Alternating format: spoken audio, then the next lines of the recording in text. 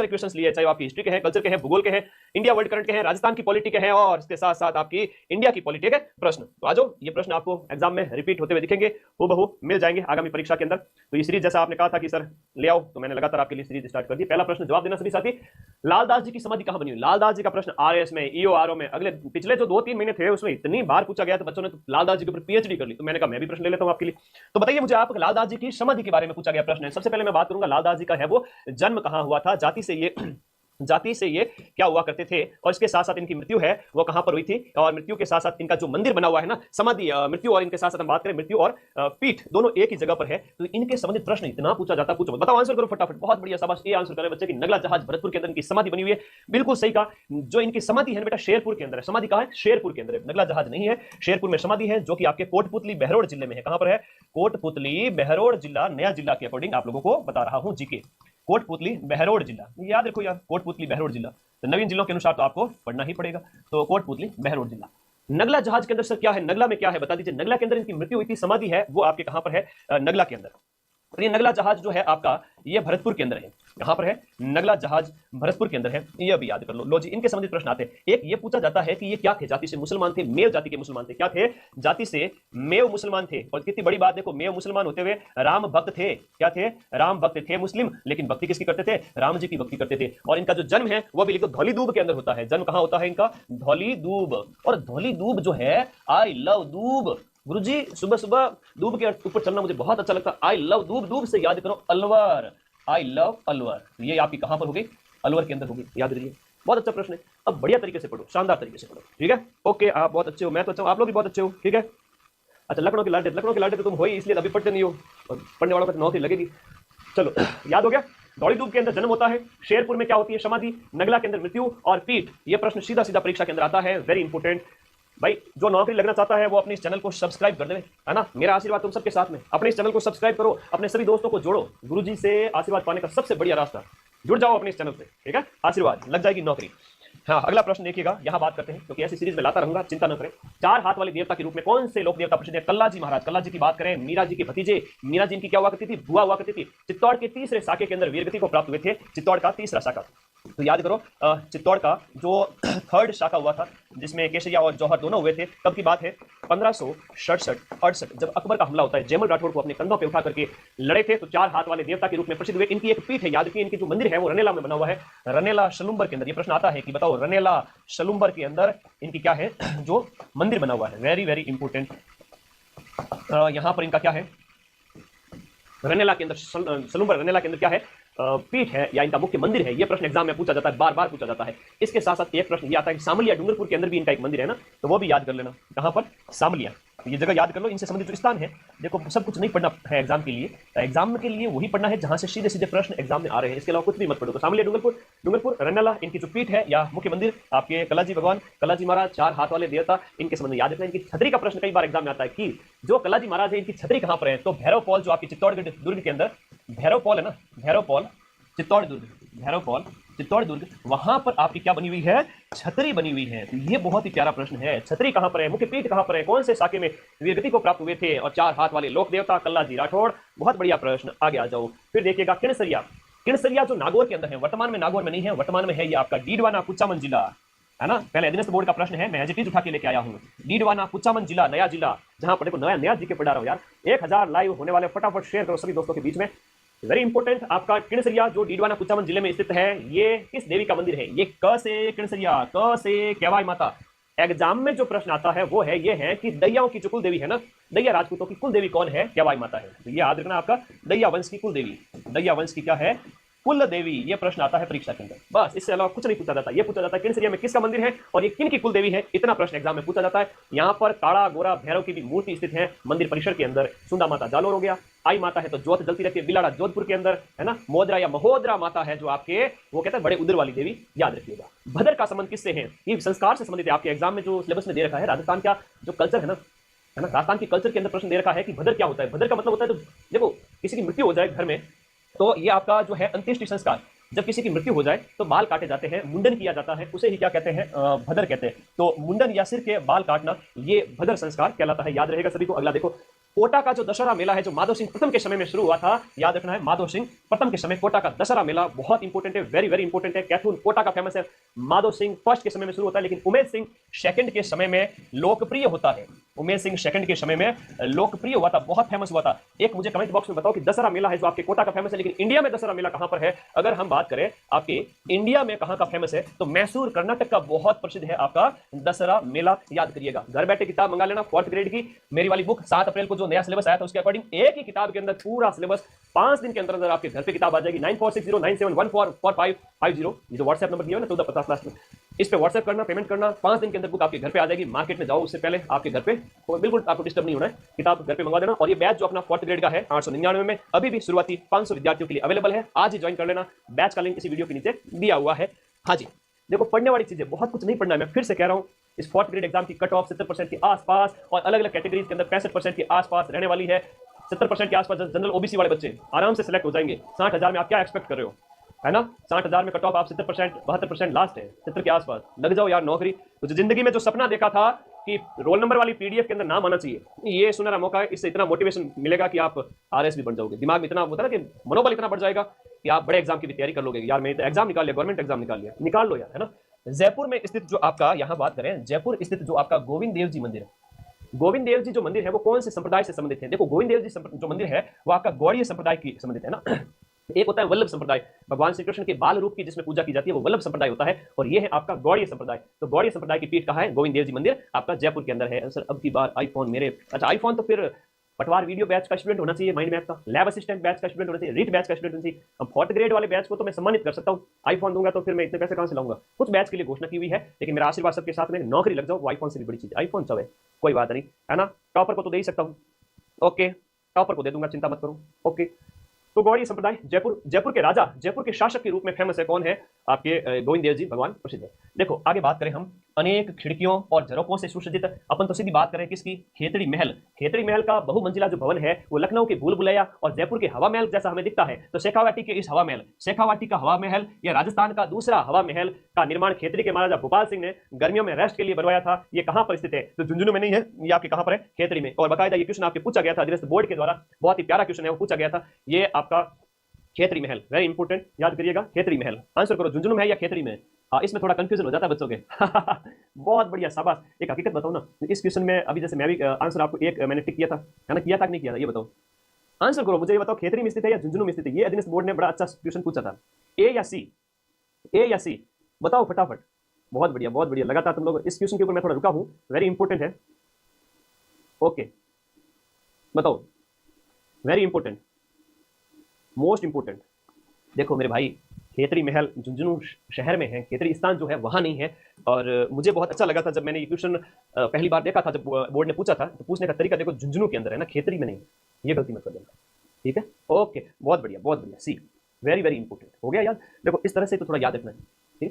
चलो इसकी हम बात करें, राजस्थान का दूसरा हवा महल, इसके बारे में याद कर लेना, राजस्थान का सेकंड हवा महल, सेकंड हवा महल है ये। और एक बात इसके संबंध में कि स्वामी विवेकानंद यहाँ ठहरे थे, है ना? 1893 में जब वो विश्व धर्म सम्मेलन में जा रहे थे, उस समय स्वामी विवेकानंद यहाँ ठहरे थे। तो ये बात याद रखना। भोपाल सिंह ने इसका निर्माण करवाया था, कब करवाया था? 1770 ईस्वी में, 1770 के अंदर, ओके। कब करवाया गया तो याद करना, 1770, ठीक है? अगला प्रश्न, तो राजस्थान की कल्चर के अंदर, हिस्ट्री के अंदर, कल्चर के अंदर कितने स्ट्रांग हो वो तुमने देखा ही है। 50 में से कितने क्वेश्चन तुम्हारे सही हो रहे हैं वो कमेंट बॉक्स में बता देना। फिलहाल तुम लोग मुझे ये बताओ कि इंडिया पॉलिटी में तुम कैसे हो? भारत का संविधान तुम्हारे सिलेबस में है? चलो मैं तुमसे 5-7 प्रश्न पूछता हूं, तुम्हारी तैयारी कैसी है? फिर राजस्थान की पॉलिटी के प्रश्न पूछूंगा। चलो बताओ, भारत के संविधान को कठोर और लचीलेपन का मिश्रण किसने कहा था? केसी वीर ने कहा था, कठोर और लचीलेपन का मिश्रण कहा था। कठोर का मतलब है कुछ प्रावधान ऐसे हैं जहां पर संशोधन करना कठिन है, और कुछ प्रावधान ऐसे हैं जहां पर आसानी से संशोधन किया जा सकता है। तो ये बहुत इंपॉर्टेंट है। संविधान का आर्टिकल 368 संविधान की जो है संशोधन की बात करता है, और वैसे हमने संविधान के संशोधन की प्रक्रिया है दक्षिण अफ्रीका से अपनाई। तो मैं ऐसे संविधान से संबंधित प्रश्न आपको पूछता रहूंगा, एग्जाम होगा नहीं तब तक, तो तुम लोगों को मेरी क्लास देखनी पड़ेगी, सीधे क्वेश्चन आएंगे वहां से। आई बात समझ में? और तो केसी वीर का कथन है। अगला देखो, ये प्रश्न तुम लोगों को बताऊं, अभी 1 महीने पहले पेपर हुआ, उसमें पूछा गया था कि भारत की संविधान सभा में महिलाओं की संख्या कुल कितनी थी? सरोजनी नायडू, अमृता कौर वगैरह ऐसी महिलाओं को मिलाकर के टोटल 15 थी, 15। याद रख लेना, बहुत अच्छा प्रश्न है, अभी पूछा गया था एग्जाम के अंदर। भारतीय संविधान को किसने एक जीवंत दस्तावेज कहा है? डॉक्टर अंबेडकर जी ने, जो संविधान के जनक, अब ये छोटा सा प्रश्न पिछली अभी पूछा गया था कि संविधान के जनक या संविधान के पिता, निर्माता, प्रारूप समिति के हेड कौन थे? तो ये आपको याद रखना है, अंबेडकर जी थे। ठीक है, प्रारूप समिति के क्या थे? हेड थे। तो भाई ये कॉमन क्वेश्चन 4th ग्रेड में आएंगे, जो बच्चे सारे क्वेश्चन लगभग सही कर लेंगे उनका 60,000 का सिलेक्शन हो जाएगा। तुम इसमें ये आशा मत करना कि यहाँ पर वो आईएएस लेवल का पेपर आएगा, मैं पेपर अभी दे दूं तुमको ना, गलत बात, अभी नहीं दूंगा। एक एक क्वेश्चन जो क्लासेज वगैरह करवाऊंगा, अब मैं तो राजस्थान जीके की कुछ सैकड़ों प्रश्न दे दूं, उसमें से आ जाए 50 में से 48-49 क्वेश्चन, तो ठीक है। पर वो मैं जो मेरी क्लास यूट्यूब पे आ रही है वो देख के रहा करो, उसमें से सारे क्वेश्चन आ जाएंगे। ठीक है, तो चलो अंबेडकर जी के बारे में याद रखना, संविधान के जनक, पिता। भारत का संविधान है वो किस प्रकार का संविधान है? देखो, भारत का संविधान जो है वह आपका लिखित भी है और इसके साथ साथ संघात्मक है। फेडरलिज्म की व्यवस्था, हमारे यहाँ पर केंद्र मजबूत है। फेडरलिज्म का मतलब होता है यहाँ पर केंद्र है वो आपका क्या है? मजबूत होता है, और इसके साथ साथ इसकी कई सारी विशेषताएं होती है संघात्मक और एकात्मक की। तो एकात्मक और संघात्मक का मिश्रण है, और एकात्मक और संघात्मक होते हुए हमारा कॉन्स्टिट्यूशन है क्या है? संघवाद की ओर ज्यादा है, संघवाद के ऊपर ज्यादा बल देता है। अलिखित तो है ही नहीं, लिखित और एकात्मक नहीं है, लिखित है लेकिन एकात्मक नहीं है। लचीला और संघात्मक, केवल लचीला नहीं है। तो लिखित और संघात्मक हमारे संविधान की सबसे अच्छी विशेषता है, थोड़ा सा ध्यान रखना। अच्छा, गुरुजी से था कि बोली घणी मीठी लागे, मैंने थे कहीं खाओ पढ़ने में मजा आवे। ठीक है, उम्मीद मने घणी मजा आवे था लोगों ने पढ़ने वास्ते। हेलो, कितना लकड़ों वाला लाडा हो प्यारा प्यारा बच्चा। सब्सक्राइब कर लो अपने चैनल को, ऐसी क्लासें मिलती रहेगी। अब ये क्वेश्चन मैं लिखवा रहा हूँ, यहाँ से सीधा क्वेश्चन आएगा कि संविधान सभा की जो अंतिम बैठक है वो कब हुई थी? देखो, अंतिम बैठक तो 24 जनवरी हम बात करें 1950 हुई थी। ये बहुत अच्छा प्रश्न है, 24 जनवरी 1950 कॉन्स्टिट्यूशन की लास्ट बैठक हुई थी। और हम बात करें तो आपके 9 दिसंबर, एक डेट याद करना, 9 दिसंबर 1946, हम इसकी बात वेरी इंपॉर्टेंट है, 9 दिसंबर 1946 इस दिन हुई थी भारतीय संविधान की फर्स्ट बैठक। अब ये आपको याद रखना 1946। तो सर समय कितना लगा? ये क्वेश्चन आएगा आपके एग्जाम के अंदर। 2 वर्ष 11 माह 18 दिन, 2 वर्ष 11 महीने 18 दिन पढ़ने से दिमाग का विकास होता है। ठीक है ना, आदमी इंसान बन जाता है, नौकरी भी लग जाती है। समय लगा, रीले देखने से दिमाग खराब होता है, तो इंस्टाग्राम यूट्यूब की रीले मत देखा करो, पढ़े गया करो। कितना समय लगा? 2 वर्ष 11 माह 18 दिन का समय लगा। पहली बैठक 9 दिसंबर 1946 हुई। एक प्रश्न ये आता है, अध्यक्ष कौन थे संविधान सभा के? जो हम बात करें फर्स्ट अध्यक्ष, वो सच्चिदानंद सिन्हा थे। ये प्रश्न आता है, सच्चिदा, या फिर आगे बढ़ जाऊं बिना पढ़े? ऑप्शन बता दूं सारे के सारे?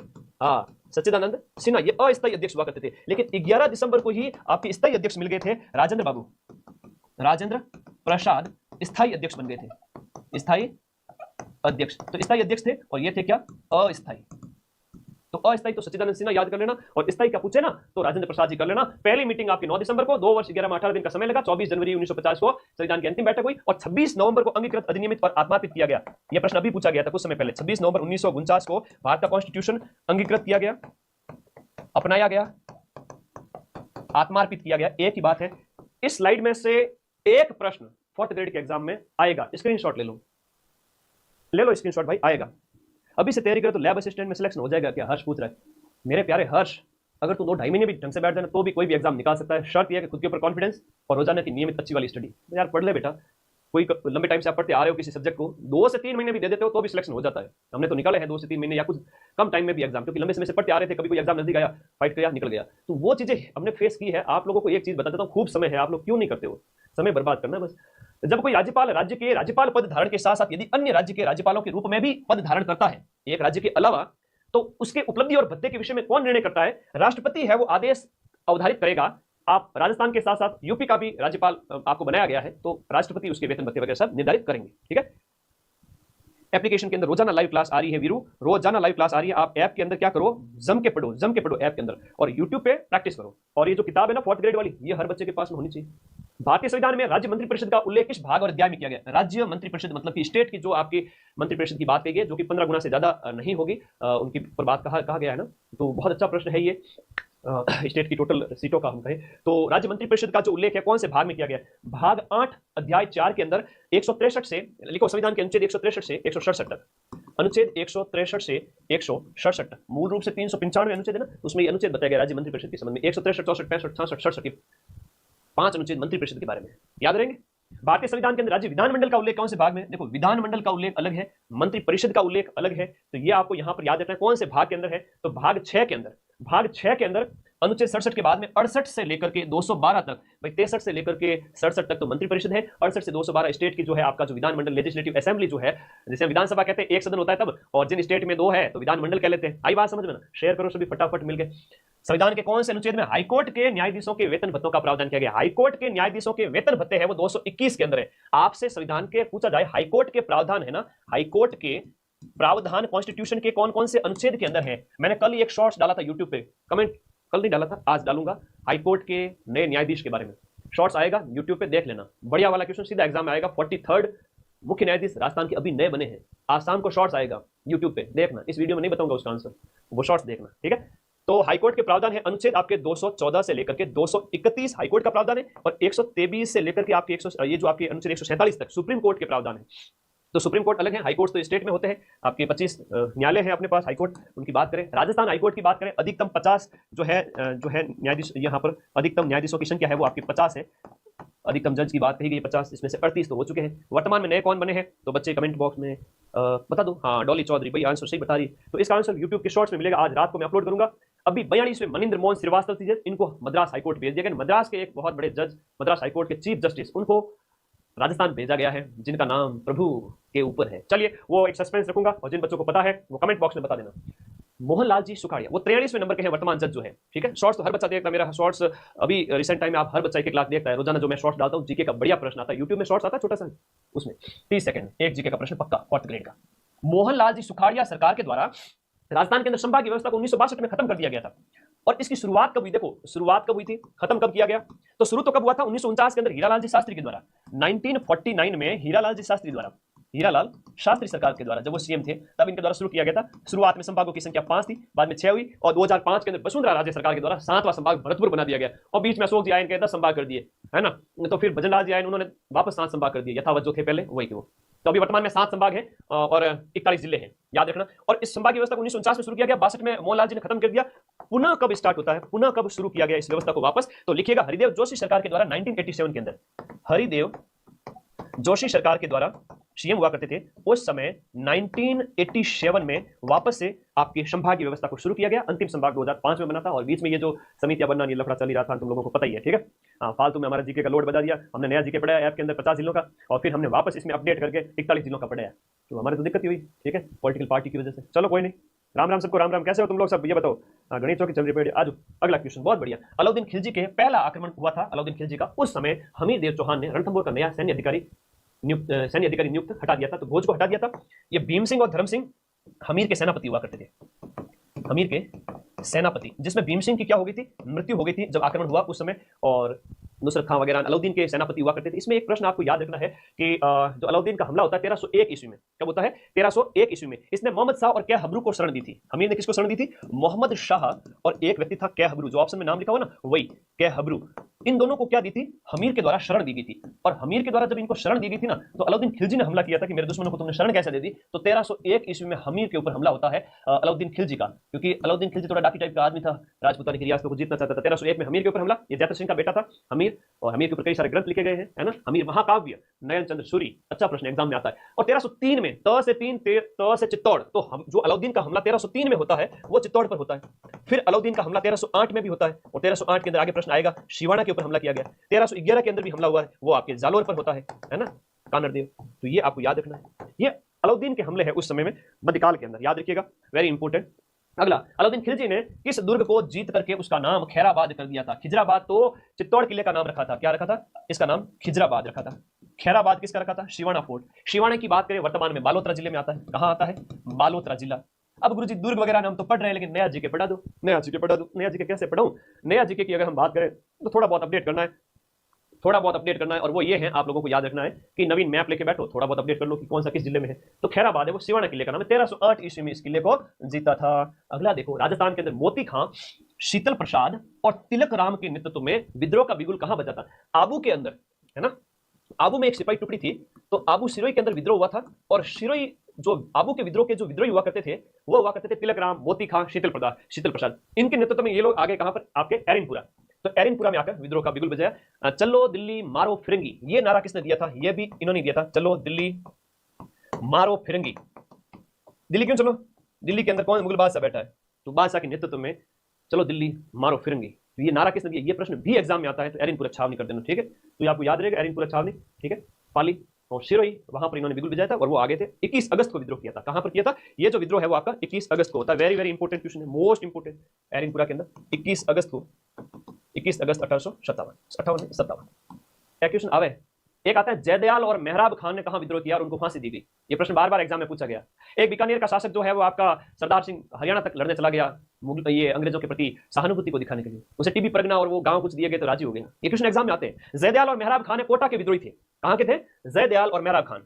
ये प्रश्न भी बार बार पूछा जाता है। जयदयाल और इसके साथ साथ मेहराब खान, जयदयाल और मेहराब खान ये कोटा के विद्रोही सैनिक थे और इन्हें फांसी दी गई थी। और ये बढ़िया क्वेश्चन एग्जाम में आता है। एग्जाम निकालने के लिए ज्यादा नहीं पढ़ना पड़ता है। एग्जाम निकालने के लिए वो चीजें पढ़ो जो परीक्षा में पूछी जाती है, बाकी पढ़ना नहीं है, सिर्फ पढ़ के छोड़ना है। 1897 ईस्वी में बिजोलिया के किसानों ने जो गिरदरपुरा गांव में एकत्रित हुए थे, गिरदरपुरा जगह है बिजोलिया किसान आंदोलन के अंदर, जो गिरदरपुरा गांव में किसान इकट्ठे हुए थे और महाराणा से मिलने के लिए, मेवाड़ के महाराणा फतेह सिंह से मिलने के लिए नानजी पटेल और ठाकरे पटेल को भेजा था। ठीक है, ये वेरी इंपॉर्टेंट है, आप लोगों को इसमें याद रखना है। ठीक है, नानजी पटेल और ठाकरे पटेल। 1897 में बिजोलिया किसान आंदोलन शुरू होता है और 1941 तक चलता है। 44 वर्षों तक चलने वाला भारत के सबसे बड़े किसान आंदोलन के अंदर एक जो है प्रताप समाचार पत्र के अंदर खबरें छपती थी और इसका नेतृत्व जो है आपके विजय सिंह पथिक ने किया था दूसरे चरण के अंदर। लेकिन इसके जनक का नाम आपसे पूछा जाए तो साधु सीताराम दास है। कौन है? साधु सीताराम दास। तो साधु सीताराम दास के मतलब पहला जो चरण था उसको कोई नेतृत्व था नहीं। दूसरा चरण 1915 के बाद में चलता है ना। ये तो 1897 से लेकर के 1915 तक रहे थे, हालांकि नेतृत्व विहीन था पहला चरण। फिर विजय सिंह जी पथिक आ गए, फिर वो भी दूसरे चरण में छोड़ के चले गए, मनमुटाव हो गए थे नेताओं के साथ। तो ये 1897 से 1941 तक चला था। एक चौरी कर का प्रश्न बहुत आता है। चौरी कर और एक आता है आपका चौरी कर के साथ साथ एक आता है तलवार बंधई कर। तलवार बंधई कर, ये प्रश्न छोटे छोटे हैं, बार बार पूछे जाते हैं। ये इसी आपकी बिजोलिया ठिकाने के अंदर यहां बात करें चौरी और तलवार। तलवार बंधई कर है वो पृथ्वी सिंह के द्वारा लिया गया था, जिसका विरोध किया था जनता ने। और चौरी कर है, चौरी कर वही बेटी की शादी हो रही है, टैक्स देना पड़ेगा। तो ये आपका चौरी कर कृष्ण सिंह के समय, चौरी कर आपका कृष्ण सिंह के समय तो लोगों ने विद्रोह किया था। ठीक है, बहुत अच्छा। 1903 के अंदर, ये 1903 के अंदर, ये 1906 के अंदर, ये ध्यान रखना, बहुत इंपॉर्टेंट डेट है, बार बार पूछा जाता है। 1903 और ये 1906, ये बार बार प्रश्न आता है। टैक्स लगाया गया था जनता के ऊपर, चौरी कर और तलवार बंधई कर। तलवार से पृथ्वी को जीता जाता है और राधा कृष्ण रुक्मणी उनकी छौरी याद करो। आगे बढ़ो। अंग्रेज अधिकारी मिस्टर ट्रेंच किस राज्य के राजस्व विभाग के हेड थे? उदयपुर राज्य के हेड हुआ करता था ट्रेंच। और बेंगू के अंदर हम ट्रेंच कमीशन की बात करते हैं, 19 ट्रेंच कमीशन की हम बात करते हैं ना, वो आपका कब का है? 1923 का, बेंगू से संबंधित है। ठीक है, बेंगू से संबंधित है। मेवाड़ के महाराणा भूपाल सिंह का बेटा फतेह सिंह, जो मेवाड़ के महाराणा फतेह सिंह का बेटा भूपाल सिंह है ना, तो उसने इसको नियुक्त किया था, याद रखिएगा। पी सत्यनारायण राव समिति, ये पी सत्यनारायण राव समिति 1958, इस समिति ने जयपुर को राजस्थान की राजधानी बनाने की सिफारिश की थी। और यह प्रश्न आता है, इसके संबंध में कौन सा कथन गलत है, आपको यह पूछा गया है। इस समिति ने लोक सेवा आयोग का मुख्यालय अजमेर रखे जाने की सिफारिश की थी कि आरपीएससी का जो मुख्यालय है वो अजमेर होना चाहिए और इसके हेड आईपीएस अधिकारी बनते आ रहे हैं पिछले काफी टाइम से। और कल ही बने हैं उत्कल रंजन साहू, उसका मैंने शॉर्ट्स अपलोड किया था, तुम लोगों ने देख लिया। वहां से जीके का सीधा प्रश्न आएगा। तो छोटे छोटे जीके के फोर्थ ग्रेड के मैं शॉर्ट्स डालता रहता हूँ, देखते हो कि नहीं देखते हो? अच्छा लगता है ना? 30 सेकंड के अंदर एक जीके का प्रश्न पक्का हो जाता है। तो ये आरपीएससी तो कहा है अजमेर में है, हाची बात बताओ तो वहां 5 किलोमीटर दूर ही है। ठीक है, आरपीएससी के हेड का जो ऑफिस है ना, नजदीक है, बस स्टैंड रखने हमें बताओ तुम्हारे बड़ी मायने। ठीक है, घनी बार जाओ जरा देखो बेटे, तो भाई आगे प्लेट चेंज होती रहे। मैंने कहा यहाँ बैठे आला अधिकारी वो संजय श्रोत्रिय थे, फिर कैलाश चंद मीणा हुए और अब आए हैं कौन? उत्कल रंजन साहू। ठीक है, आरपीएससी के चेयरमैन के घर तो मतलब कभी आरपीएससी वो थोड़ा सा आ गया जयपुर रोड पर। ठीक है, तो चलो ये याद रखो। इस समिति ने हाईकोर्ट जोधपुर रखे जाने की सिफारिश की थी। ये आपका यहाँ पर सही है, बिल्कुल। हाईकोर्ट की जयपुर पीठ को समाप्त करने की बात की थी इसने, जोधपुर रखे जाने की बात की थी। इस समिति ने कृषि विभाग का मुख्यालय उदयपुर रखे जाने की सिफारिश नहीं की थी, ये कथन गलत है। एक शंकर देवराय समिति का प्रश्न आता है एग्जाम के अंदर। क्या आता है? एक प्रश्न आता है आपका शंकर देवराय समिति, बहुत इंपॉर्टेंट है। एकीकरण के 5वें चरण के अंदर कृषि मुख्यालय भरतपुर के अंदर रखे जाने की सिफारिश की थी, उदयपुर नहीं। ठीक है, शंकर देवराय समिति एकीकरण के 5वें चरण के अंदर थी। ठीक है, वो भी सिद्धावा वगैरह उसके हेड थे, आर के सिद्धावा सदस्य थे शंकर देवराय समिति, ये इंपॉर्टेंट है। ठीक है, तो पी सत्यनारायण राव समिति, राजधानी जयपुर। भारत संघ के अंदर मिलने वाले या अधिमिलन पत्र पर हस्ताक्षर करने वाले राजस्थान का पहला शासक कौन था? अधिमिलन पत्र को कहते हैं इंस्ट्रूमेंट ऑफ एक्सेशन। क्या कहते हैं? इंस्ट्रूमेंट ऑफ एक्सेशन। ये अभी सीईटी के अंदर पूछा गया था पिछले साल। इंस्ट्रूमेंट ऑफ एक्सेशन क्या है? मैं अपनी रियासत भारत संघ में शामिल करता हूं। वो जो पत्र लेटर उठा उसे इंस्ट्रूमेंट ऑफ एक्सेशन कहा गया। क्या कहा गया? इंस्ट्रूमेंट ऑफ एक्सेशन कहा गया। तो बीकानेर का जो शार्दुल सिंह था उसने पहली बार हस्ताक्षर किए। आप मुझे कमेंट बॉक्स में बताइए कि राजस्थान की राजपूताने की रियासतों के अंदर वो शासक कौन था जिसने हस्ताक्षर करते समय कहा कोई माँ मैं अपने डेथ वारंट पर हस्ताक्षर कर रहा हूं, मर गया मैं तो, ऐसा किसने कहा था? बताओ कमेंट बॉक्स में फटाफट। बीकानेर के शार्दुल सिंह प्रथम पहले इस पर हस्ताक्षर करने वाले 7 अगस्त 1947 को इसने हस्ताक्षर किया था, सबसे पहले 7 अगस्त 1947। और बीकानेर का ये जो राठौड़ वंशी शासक था 7 अगस्त 1947 को हस्ताक्षर कर लिए थे। और बीकानेर वाले तो बहुत वफादार थे अंग्रेजों के लिए। सरदार सिंह इन्हीं के पूर्वज, हरियाणा तक चला गया था, मैं लड़ूंगा तुम्हारे लिए, ठीक है, इसको कुछ नहीं आता, मैं लड़ूंगा, ठीक है। तो ऐसे ऐसे राजा थे हमारे। चंद्रवीर सिंह, बिल्कुल बांसवाड़ा का चंद्रवीर सिंह, ये बांसवाड़ा का राजा जो चंद्रवीर सिंह है ना, बांसवाड़ा, कि मैं अपने डेथ वारंट पर हस्ताक्षर कर रहा हूं, ये कहा था हस्ताक्षर करते समय, डेथ वारंट पर हस्ताक्षर कर रहा हूं, ठीक है। जोधपुर वाले तो पाकिस्तान के साथ मिलना चाहते थे, धौलपुर वाले यूपी के अंदर जाना चाहते थे, ऐसे बहुत सारे, हालांकि वो तो देश के अंदर ही था, पर ये आपको बात याद रखनी है, हाँ ठीक है। ओके, अगला प्रश्न, डूंगजी जवार जी जो रिश्ते में तो चाचा भतीजा लगते थे, क्या लगते थे? क्रमशः चाचा जी और भतीजा जी। तो चाचा भतीजा थे, ये सीकर के बिठोट पाटोदा के जागीरदार थे, बिठोट पाटोदा के जागीरदार थे सीकर के। और रॉबिन हुड कहलाते थे, 1857 की क्रांति के क्या कहलाते थे? Robin hood. रॉबिन हुड मतलब एकदम दबंग टाइप के आदमी। नसीराबाद छावनी को लूटा था इन्होंने, और अंग्रेजों को लूट लूट करके सारा माल है वो गरीबों में, जनता में बांट देते थे, और भगवान के रूप में पूजे जाते हैं लोक देवताओं के अंदर डूंगजी जवार जी, ठीक है। इनके गीत भी गाए जाते हैं, याद रखिएगा, डूंगजी जवार जी बिठोट पाटोदा के जागीरदार थे, सीकर इंपोर्टेंट। 1857 की क्रांति के देवता भी इन्हें कहते हैं, क्योंकि जो जनता के लिए लड़े थे वो देवता के तुल्य हो गए। राजस्थान के अंदर भौतिक प्रदेशों की अवस्थिति का सही क्रम कौन सा है? भौतिक प्रदेशों की अवस्थिति के संबंध में पूछा गया है। देखो भौतिक प्रदेशों की अवस्थिति, आगे देखो, उत्तर से दक्षिण, उत्तरी भाग से लेकर के दक्षिणी भाग, ये राजस्थान का जो मैप है, इस राजस्थान के इस मैप के अकॉर्डिंग ये बताना है कि शेखावाटी प्रदेश कहां पर है। देखो सबसे पहले शेखावाटी लूणी, देखो इसमें ऑप्शन नंबर सी आएगा, क्योंकि शेखावाटी प्रदेश यहां पर हो गया। उसके बाद में विंध्यन प्रदेश, फिर लूणी बैसिन 3 नंबर पे, विंध्यन क्षेत्र है, और उसके बाद में जो आपका 2 नंबर 3 नंबर नीचे आ जाएगा लूणी बैसिन या गोडवाड़ जो बैसिन है वो वाला, अर्ध शुष्क मरुस्थली भाग का उसका भाग है, और लास्ट में माई का मैदान, ये 4 नंबर माई का मैदान है। वैसे राजस्थान के 4 भौतिक प्रदेश है, एक तो रेगिस्तान है, बीच में अरावली है, इधर मैदान है, और मैदान हो गया लगभग, और ये पठारी क्षेत्र है। रेगिस्तान के भी 2 भाग है, रेगिस्तान में भी एक तो सूखा प्रदेश है, शुष्क है, और एक है वो 25 सेंटीमीटर से 50 सेंटीमीटर के बीच में अर्ध शुष्क क्षेत्र। अर्ध शुष्क क्षेत्र के 4 भाग है, आपका गगर का मैदान, आपका शेखावाटी प्रदेश, नागौरी उच्च भूमि और लूणी बैसिन। और इसके 2 भाग है शुष्क प्रदेश के, पता है तुमको? शुष्क प्रदेश के 2 भाग है, रेतीला जो सैंड ड्यून युक्त क्षेत्र है, रेतीले टीलों वाला क्षेत्र, और सैंड ड्यून मुक्त क्षेत्र, रेतीला टीला मुक्त क्षेत्र और रेतीला टीला युक्त क्षेत्र शुष्क भाग में। और अर्ध शुष्क भौतिक प्रदेश के जो 4 भाग है वो मैंने बता दिए। तो राजस्थान का भौतिक विभाजन याद होना चाहिए। इधर मरुस्थल हो गया, बीच में अरावली हो गई, फिर ये हाड़ौती का पठार हो गया, और बीच वाला मैदान हो गया, तो ये थोड़ा याद रखना। अब देखो ये थोड़ा भानगढ़ की बात करें, अलवर का हो गया, सिरावास हो गया और बिलाली, ये कुछ भौतिक प्रदेश है, क्षेत्र है, तो ये आपके उत्तरी अरावली प्रदेश के अंदर स्थित है, याद रखना। राजस्थान की जलवायु दशाओं के संबंध में निम्नलिखित में से कौन सा कथन सत्य है? तो राजस्थान की जलवायु दशा है वो तापमान और वर्षा की चरम सीमाओं से युक्त है। तापमान और वर्षा चरम है। जैसे राजस्थान के अंदर हम यहाँ बात करें तो यहाँ पर तो बहुत ज्यादा बारिश लो होती है, यहाँ बारिश बहुत ज्यादा होती है, और टेम्परेचर दिन के समय में बहुत ज्यादा डिग्री सेंटीग्रेड है ना, बहुत ज्यादा बढ़ जाता है, और रात के समय में दोरे बहुत ठंडे हो जाते हैं, चरम सीमाएं एक्सट्रीम लेवल की पाई जाती है राजस्थान के अंदर, ये याद रखना। त्रिवार्ता ने जो वर्गीकरण दिया है, मैं इसमें एक मैप अपलोड कर दूंगा, त्रिवार्ता खानथ्वेट का जो वर्गीकरण है अगले वाली स्लाइड के अंदर, पीडीएफ तुम्हें टेलीग्राम ग्रुप में मिल जाएगी। पीडीएफ का लिंक इसी वीडियो के नीचे, ये ब्लैक कलर की लाइन दिख रही है, उसके ऊपर क्लिक करो, ये अपना टेलीग्राम ग्रुप है। 3 लाख परिवार होने वाले एक ही साल के अंदर। मैं जस्ट इतना कहूंगा कि मैं बहुत खुश हूं कि इतना ज्यादा प्यार तुम लोगों ने दिया। एक साल के अंदर 3 लाख बच्चे, लोगों के 10-10 साल में 3 लाख बच्चे नहीं जुड़े टेलीग्राम पर, और माइंड मैप पे एक ही साल के अंदर 3 लाख बच्चे जुड़ना, ये मां सरस्वती का करिश्मा है, मैं कुछ भी नहीं हूं, ठीक है। तो जुड़ जाना टेलीग्राम में, पीडीएफ डाल दूंगा। त्रिवार्ता के अनुसार CAW जलवायु वाले जिले कौन से, और पूर्वी जिले, जो पूर्वी जिले हैं वो CAW है। अब त्रिवार्ता ने भी अलग अलग वर्गीकरण किया है, वो मैं मैप अपलोड कर दूंगा ताकि मैं अच्छे से समझ में आ जाए। थानफेट वाला भी कर दूंगा, त्रिवार्ता का कर दूंगा, कोपेन का भी कर दूंगा। राजस्थान के अंदर सबसे कम जनसंख्या वाला जिला कौन सा है? सबसे कम जैसलमेर की जनसंख्या है, लगभग 6.25 लाख की जनसंख्या। कितनी है? 6,69,000। ये आपकी कहां की? जैसलमेर की जनसंख्या। फिर प्रतापगढ़ की आती है, वो आपके 8,67,000 के लगभग है, 8,67,000। ये प्रतापगढ़ की जनसंख्या सेकंड नंबर पे आता है, तो ये सेकंड नंबर पे प्रतापगढ़ हो गया, और फर्स्ट नंबर पे जैसलमेर हो गया, सबसे कम जनसंख्या के मामले में, ये आपको याद रखना। फिर सिरोही का नंबर आता है, और उसके बाद बूंदी का नंबर आता है, ये 3rd नंबर पे है, और ये पॉपुलेशन के मामले में सबसे कम जनसंख्या के मामले में 4th नंबर पे है। सबसे ज्यादा पूछे तो जयपुर की है, ठीक है, जनघनत्व तो पूछे तो जयपुर का है, ठीक है। इस तरह से आपको याद रखना।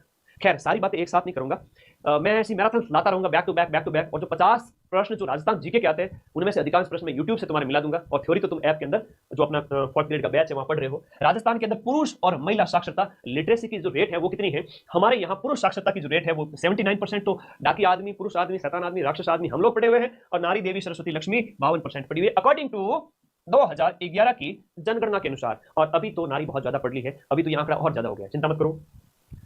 हाँ जी बताओ, राजस्थान का मिट्टी से निर्मित सबसे बड़ा बांध पांचना बांध है, जो आपका करौली के अंदर है, और ये मिट्टी से बना हुआ सबसे बड़ा बांध है, 5 उंगली, और हम खुद बने हुए हैं मिट्टी से, 5 उंगली से क्या बन गई? मुट्ठी बन गई। तो मुट्ठी से याद रखना, मिट्टी का जो बांध है वो करौली में है। करौली से याद रखना, कर कर मतलब होता है हाथ, तो करौली से याद रह जाएगा 5 नाम।